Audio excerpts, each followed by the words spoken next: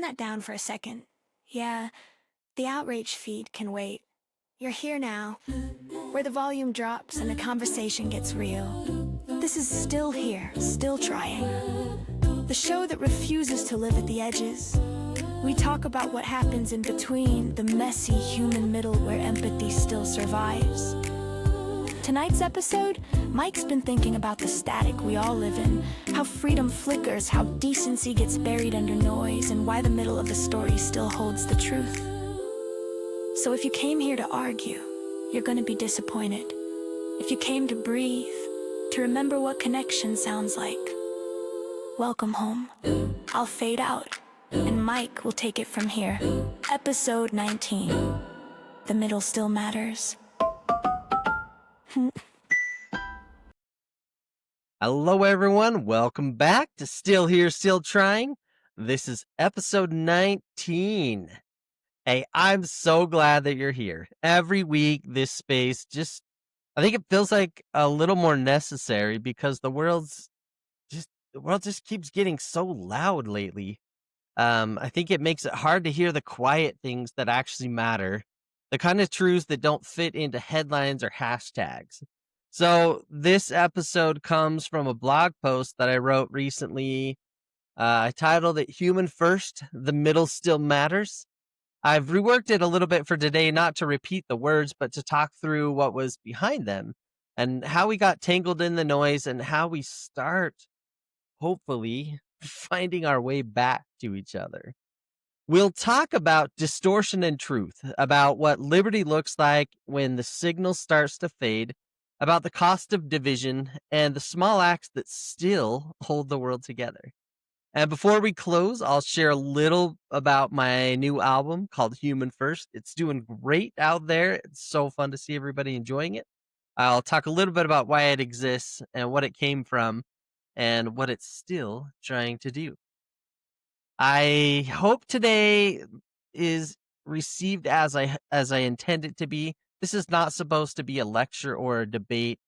I really intend it to be just more of a reflection, a conversation about what it means to hold on to decency when the world keeps trying to pull us apart, when leaders are acting in ways that just blow our minds, and doing things that we never would imagine we'd be dealing with.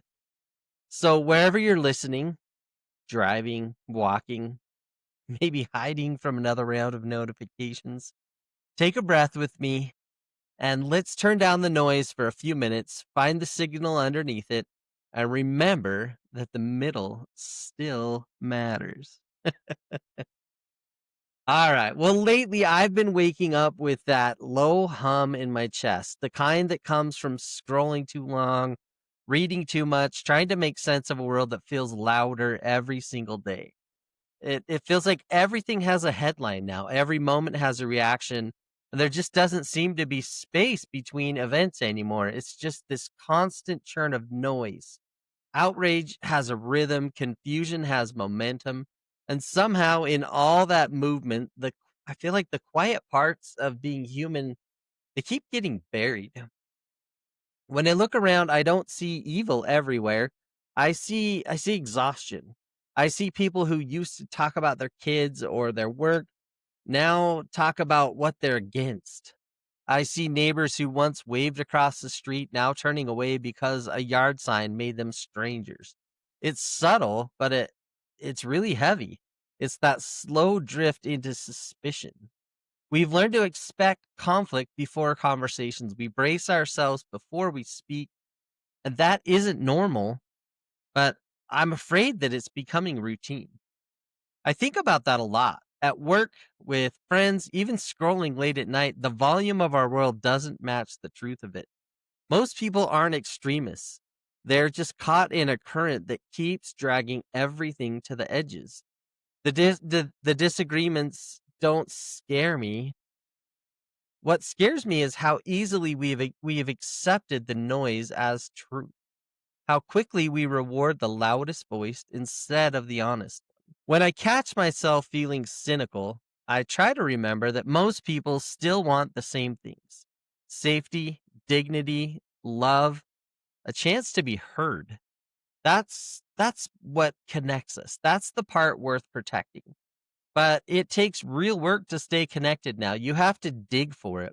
You have to push past the headlines and remember that behind every comment, post, or argument is a person who wakes up tired, scared, hopeful, or all three at once. The static is real, but so is the signal underneath it. And that's what this episode is about. Trying to hear it again, trying to find the human frequency that's been lost in all of the noise. That phrase, the human frequency, it stuck with me.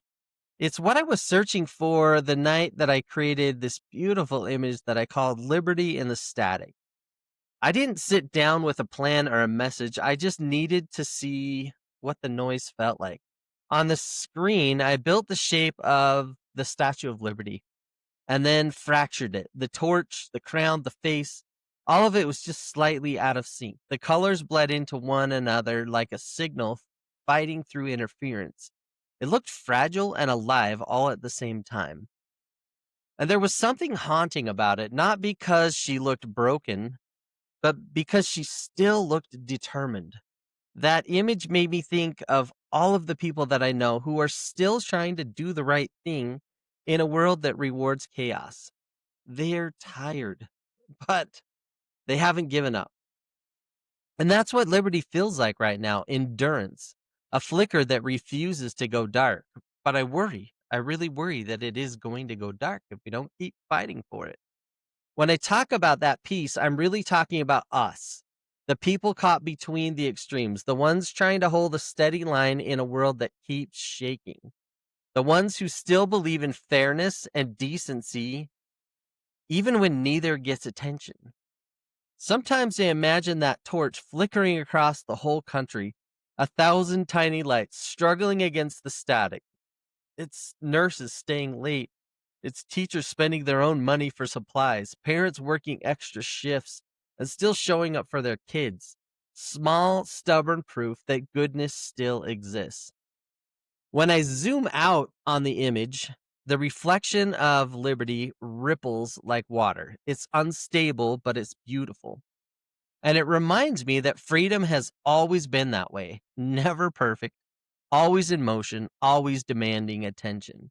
And it survives through care, not certainty. I think we lose it piece by piece when we stop seeing each other clearly. We lose it when we forget that liberty depends on shared responsibility. Millions of people holding a light together, one heartbeat at a time. And that's the signal I was trying to find that night, not politics or power, just the quiet persistence of human decency in a world that feels like static.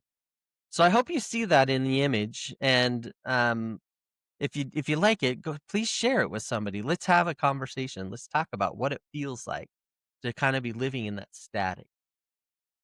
The hardest part about living in all of this noise is how normal it's all started to feel. I feel like we don't even flinch anymore.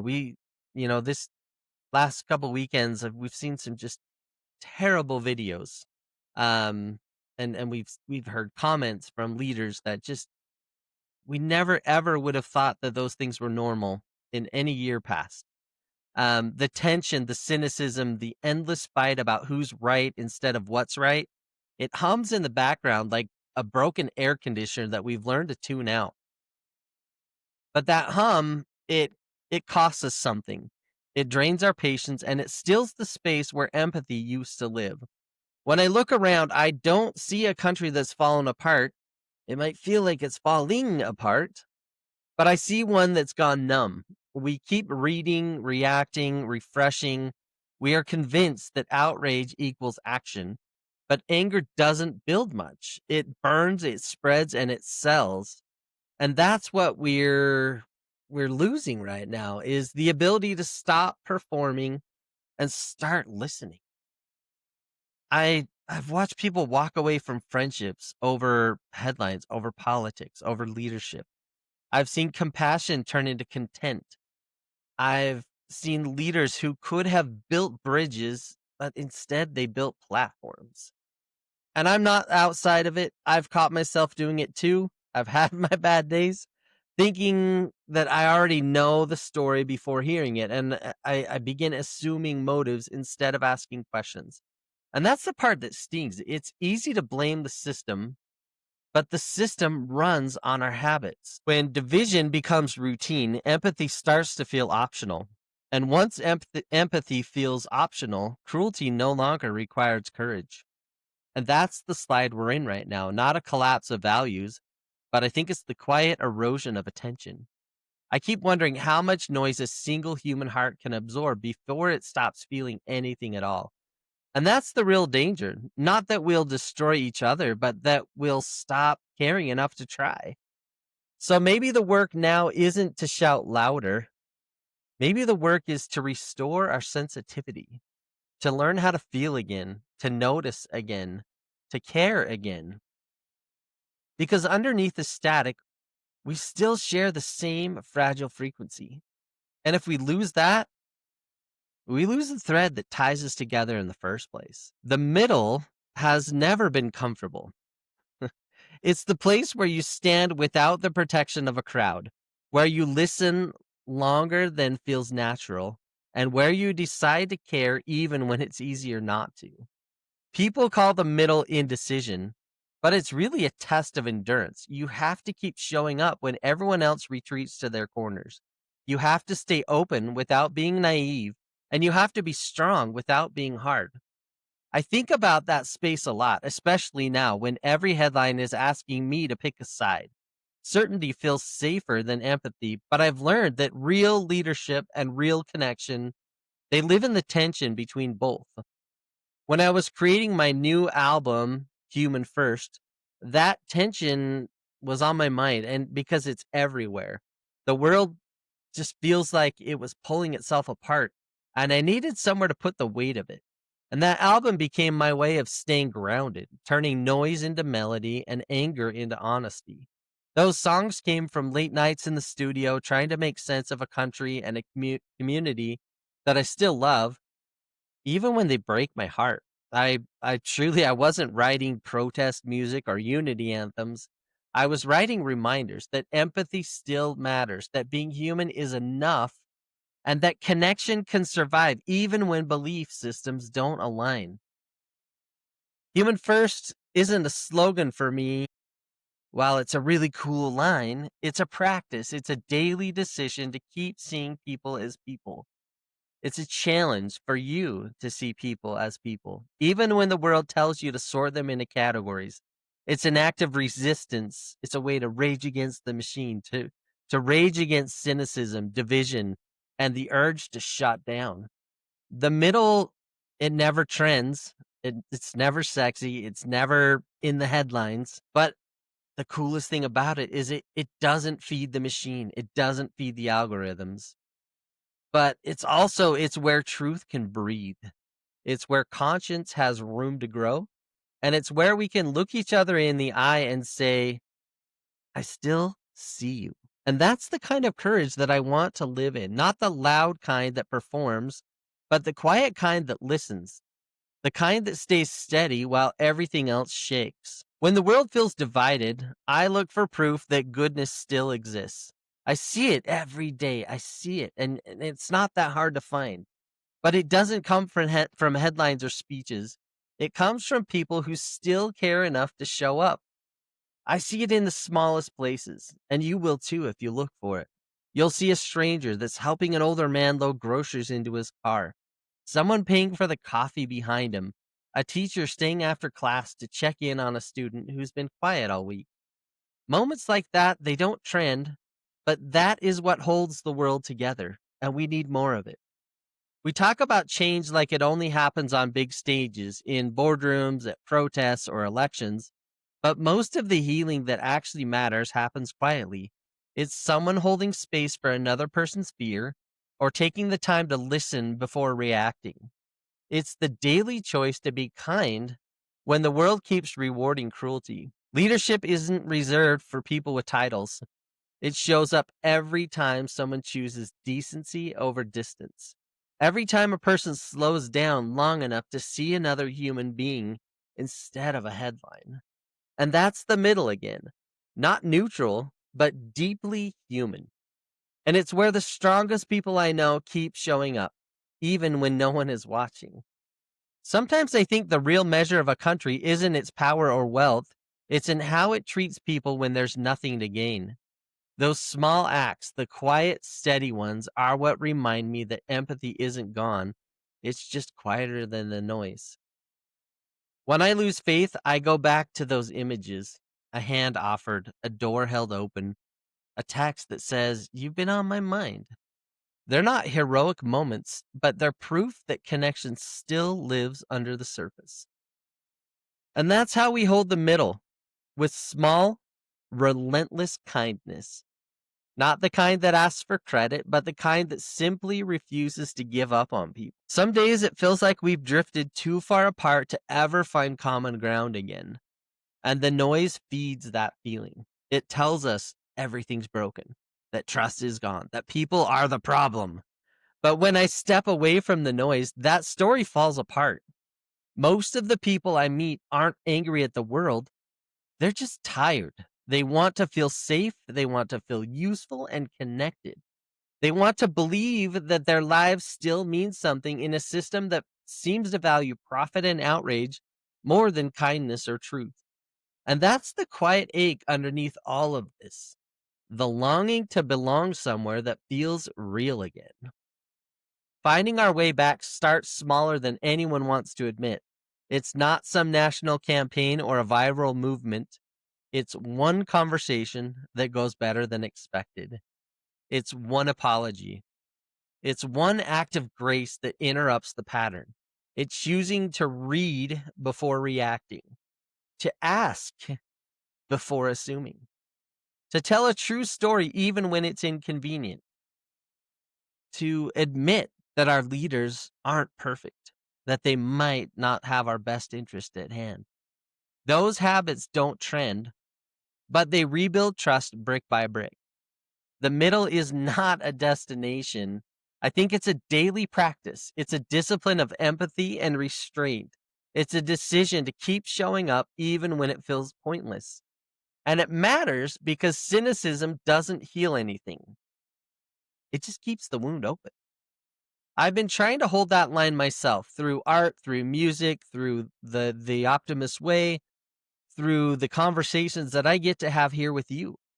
Every project I make, from Still Here, Still Trying to Human First, comes with that same hope that maybe, just maybe, if we slow down long enough to hear each other again, something good can start to grow in the middle. I don't believe the world is as divided as the screens want us to think. The static just feels louder than the signal. But the signal is still there.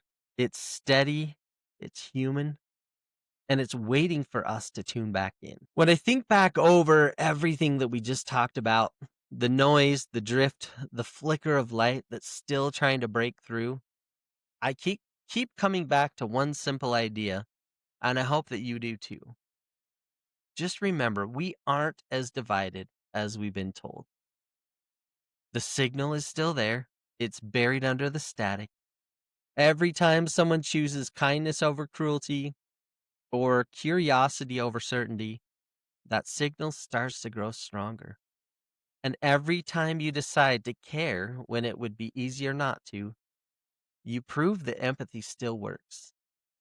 The middle still matters, not because it offers safety, but because it feels real.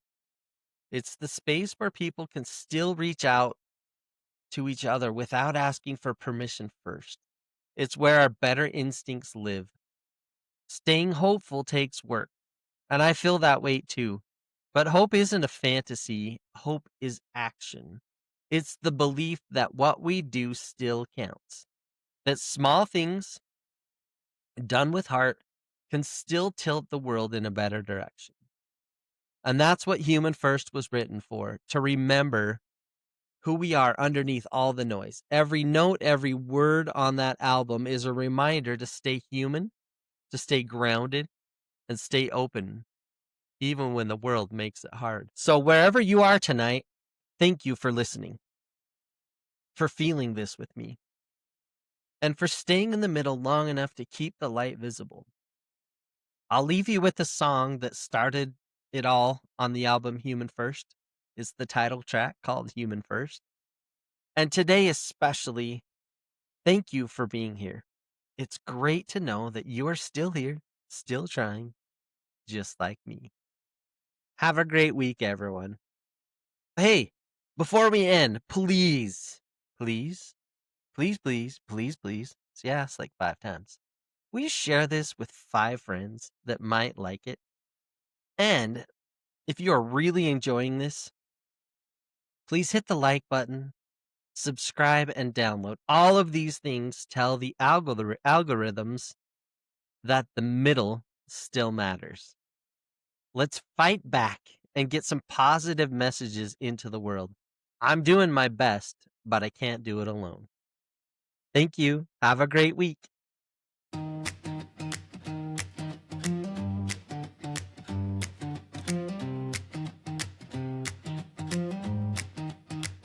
Walking slow down my own street, strangers smile when our eyes meet.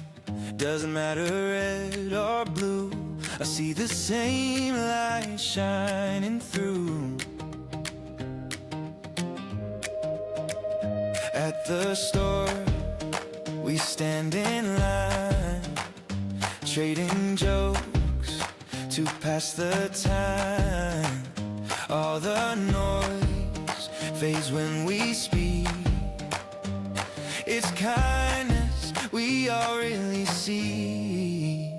Human first, before the names, before the labels, before the blame. Hearts all beat in the same verse. We're different, but we're human first. On the news, the anger's loud, but it's not the voice of the crowd. I see neighbors helping hands. Love is stronger than the plans.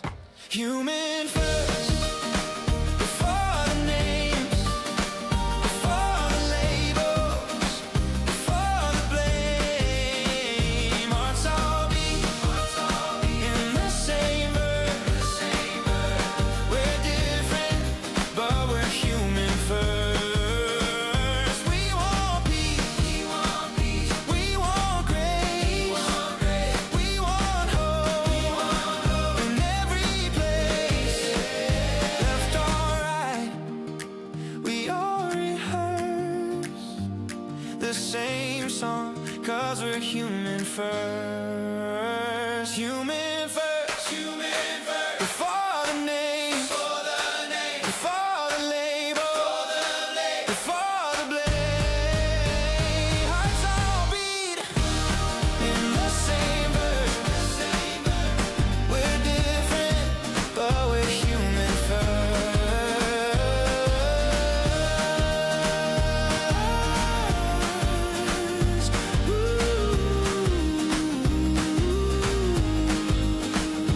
When the world feels torn apart, love still lives in every heart.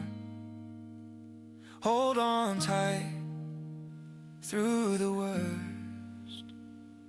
Together strong, we're human first.